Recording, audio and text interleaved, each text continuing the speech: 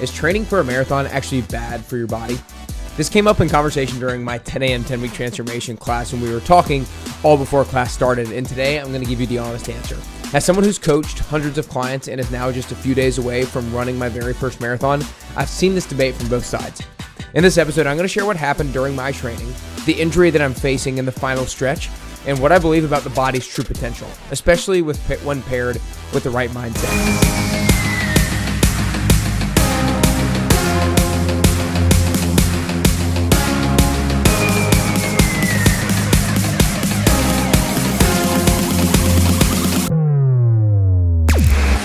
All right, you guys, really excited to dive into today's topic. It's funny, some topics come up just because in conversation with clients, some topics come up because of questions that clients have asked me, and this one came up because just a few days ago, my clients were sitting around, we were talking about how I'm having a little bit of hip pain heading into the marathon, and a number of my clients were kind of bashing running. We're saying how like long distance running is bad for your body and everybody gets hurt, yada, yada, yada. And like, I want to acknowledge that that is true oftentimes. Oftentimes people do get hurt when they do long distance running and their feet get banged up and their knees hurt. And there's all these sorts of things that can potentially happen with long-term running. And so we're going to kind of get into that debate today and get into really what my true opinion, and I'm going to get after it a little bit here on today's episode. But before I do, I want to encourage you guys to join the Fat Loss Forever workshop. That's on Monday, May 19th at 6 p.m. Eastern time, 5 p.m. Central time. Look, I think a lot of people out there who are looking to lose weight or lose body fat think that it's impossible. And it's not like it's impossible. It's mainly because you don't exactly know how much you should be eating. Some people say that you should eat less. Some people say that you should eat more, which is right. Like nutrition experts tell you stories from both sides. So which one is it? And the real story is that some of you need to eat more. Some of you need to eat less. It's very dependent on your current lifestyle and things like that. In this workshop, you're going to be able to learn about your metabolism. You're going to learn how much you should be eating based off of how many calories you're burning, how active you are, your body size, your body type, and stuff like that. So join the Fat Loss Forever workshop so you can end the frustration and end the confusion and really understand what it takes to actually lose body fat consistently. So Monday, May 19th at 6 Eastern, 5 p.m. Central time. Go to nickcarrier.com/fatloss in order to register for free today. This is a workshop that will take place via Zoom. Again, nickcarrier.com/fatloss to sign up for free today. nickcarrier.com/fatloss. Okay, so the debate of whether or not running long distances or training for a marathon is bad for your body, there's evidence on both sides, right? There's evidence on the side that it is bad for your body because there are a lot of people who get injured. There are a lot of people who have their feet banged up, their knees banged up, their ankles banged up, their hips banged up. There's a lot of evidence over there. But then there's also evidence on the other side. There are so many people who run tons of marathons, marathon after marathon after marathon, and they're fine. They don't experience that many injuries. And so there's evidence on both sides. And so just real quick, before even diving into the debate, you've got to realize that because there's evidence on both sides, that means that there is some truth to both stories. But in my opinion, oftentimes the people who say that running long distances is bad for your body, a lot of those people either have done long running training and have seen injuries, but they've seen injuries because they haven't done the necessary recovery. They haven't done the necessary stretching and mobility and things like that. Or the flip side of the coin, a lot of people who are saying that are people who've never done it before and people who kind of use it as an excuse as to why they will never do it. And so those are oftentimes, it's not always, but those are often the people who are coming from that side of the coin, if you will. Now, I want to go into my experience. You know, I'm training for my first marathon right now. I've done a few half marathons in the past, but I've been training for my first marathon, and I've been following a 16-week running plan, a 16-week training plan. And I've also been doing a warm-up and a cool-down basically before and after all of my runs.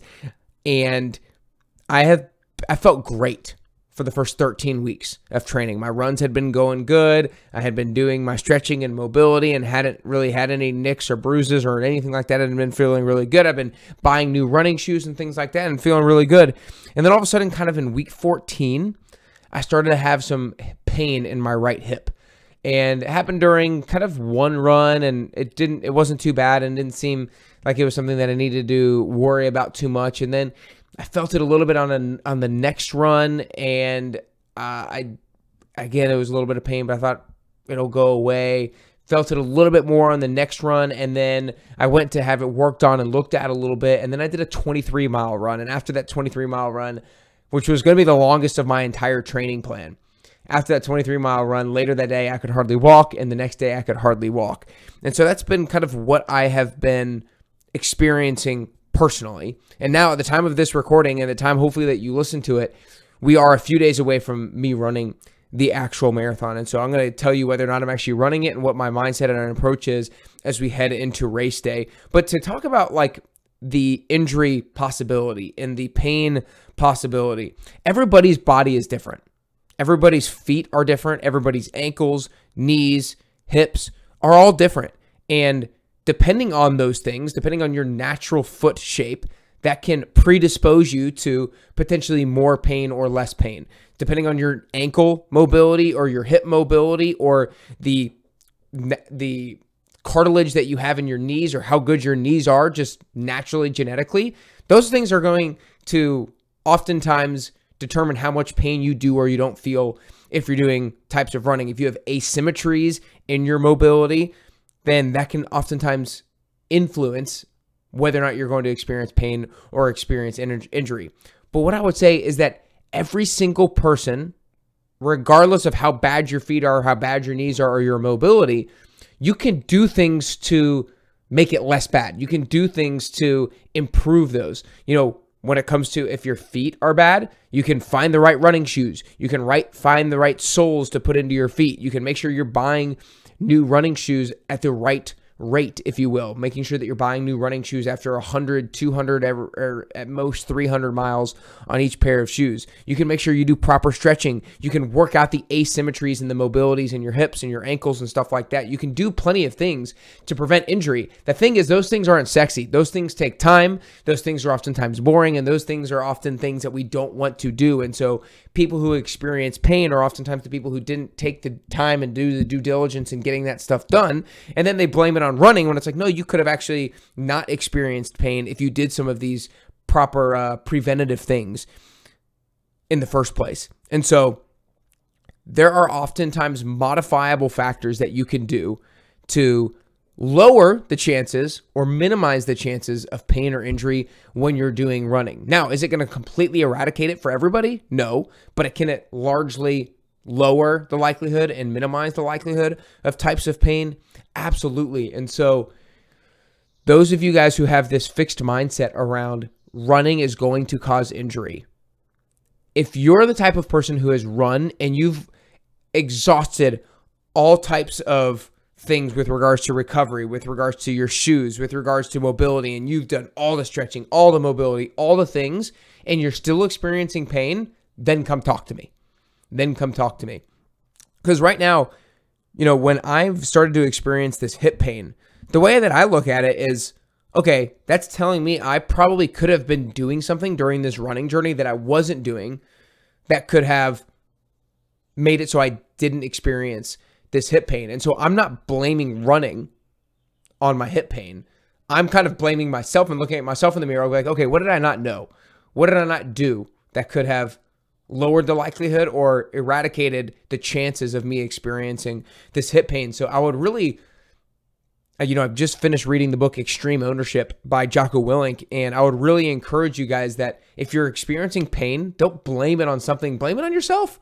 Look at yourself in the mirror and just see it as a inadequacy or an incompetency or a lack of knowledge that you can then go gain and implement that knowledge that you gain or that competency that you gained moving forward. And so I think my biggest thoughts and opinion around this is like, of course, running can be hard on your body. And it's going to be even harder on your body if your ankles are tight, your hips are tight, you don't have the right shoes, you're not doing stretching, you're not working on mobility. Of course, it's going to be difficult on your body, but it can be much easier on your body and much more friendly on your body if you do those things. And then one huge thing that I haven't even mentioned yet is making sure that you're training intelligently. If you've never run before, don't go out and try to run 5 miles. You want to make sure that you gradually and progressively increase the volume that you run by about 10% of your overall mileage per week, and just ramp things up slowly and making sure that you're not running at too high of an intensity for too many miles during your training plan, making sure that kind of you're following the 80-20 rule when it comes to running. And you can watch this video or you can listen to this podcast. It'll be in the show notes that I did a very specific podcast on the 80-20 running method. And so you can watch that video if you're on YouTube, listen to the podcast if you're on Spotify or Apple Podcasts. So these are all things that you can do, that you can learn, that knowledge that you can gain and then you can implement to make running much more doable and much less painful on your body. And so I think the thought that people aren't meant to run or that running long distances is bad for your body, I think that's such a fixed mindset, and you're not looking for the potential reasons and the potential things that you can do in order to make running doable for you. And so the way that I want to finish is just kind of my final reflections heading into the race day itself. So as of right now, I have not run in 2.5 weeks because of the hip pain. And then on race day, it will be 3 weeks without running. However, I've been focusing on what I can control, and I've been focusing on doing my mobility and stretching and doing other forms of cardio, whether that's been the elliptical, power walking, or the regular bike, the assault bike. I've been doing all of that sort of stuff to try to keep my aerobic base and try to keep my cardiovascular endurance without running and taking it easier on my hips and my joints and stuff like that. I'm still experiencing pain in my right hip. And, a lot of you guys who have been following this journey at all, my goal is to run the marathon in less than 2 hours and 57 minutes. That is averaging a 6 minute and 45 second pace throughout the entirety. I am still going to give it my all to hit that goal. I'm going to do my best, and I'm not going to make any excuses if I don't hit it. But what I want to say is that this goal to run this marathon is so much bigger than race day. There are so many other things, so many other reasons, so many other whys as to why I have chosen to train and run this marathon. Some of them being just like, I wanted to show myself that I could stick to a marathon training plan, that I could prove to myself that I could run longer distances, because the longest distance I had run leading into this was 13.1 miles, was when I did my half marathon. And like I said, about 2.5 weeks ago, I did 23 miles, which in my head beforehand would have sounded so crazy, so intimidating. And so I've built confidence in myself that I can now do that.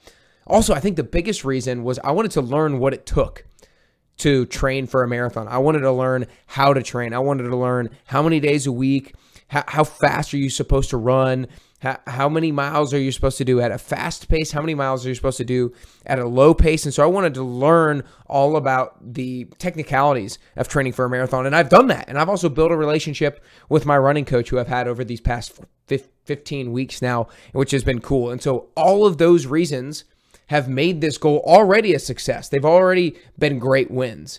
And so hitting that goal pace would just be icing on top of the cake. Of course, don't think I'm gonna half-ass it. I'm gonna get after it. My hip's probably gonna hurt like hell later that day and the next day and maybe the following day. But I'm gonna give it my best effort on race day, no doubt. As a recap, don't have a fixed mindset about things. Have a growth mindset about things. Think about the opportunities or the things that you can do to make this scary thing possible, to make the thing that could potentially lead to injury less likely to lead to injury. So for those of you guys who think that running long distances and running a marathon is bad for your body, it can be if you do it the wrong way. It can be great if you're diligent about the things that I've talked about here today. If you want to learn about how to determine how much you should be eating based on your body type, your goals, your metabolism, you need to join the Fat Loss Forever workshop. Go to nickcarrier.com/fatloss and register for free. It'll be a free workshop via Zoom on Monday, May 19th at 6 p.m. Eastern, 5 Central. Go to nickcarrier.com/fatloss. We're going to hop on one-on-one, not one-on-one, but one to a number of people on the workshop and really dive into it. And I want you to be as clear as possible. And I want you to leave feeling really confident, really empowered, and being like, oh, this is so much more doable now. Before I was just guessing. Before I was hoping to lose weight, lose body fat. Now I've got a plan. Now I know exactly what I need to do. And if I stick to it, I'm going to achieve the goal. So go to nickcarrier.com/fat loss. If you're watching on YouTube, I'll have it in the show notes below. If you're listening on Apple Podcasts or Spotify, I'll have it in the description as well. nickcarrier.com/fat loss. And if you're watching on YouTube, hit that like and subscribe button right there. Why not? I'm going to continue to bring the heat and can't wait for the Best You Podcast Studio to show you guys here very soon. And if you're listening on the Apple Podcast app or on Spotify, hit that follow button.